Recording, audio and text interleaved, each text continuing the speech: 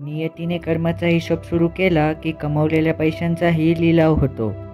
चांगले कर्म करणारी व्यक्ती ही तुकोबांच्या गाथेप्रमाणे असते. कुणी कितीही बुडविण्याचा प्रयत्न केला तरी तरुण जाते.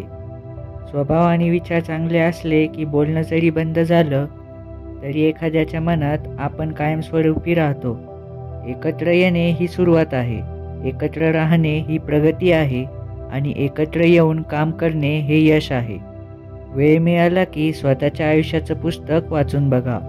किती पानं फाटलेली आहेत ते कळेल. आपल्या आयुष्याची दुसऱ्यांच्या आयुष्याची तुलना करत राहिल्यास तुम्हाला कधीच मनशांती मिळणार नाही.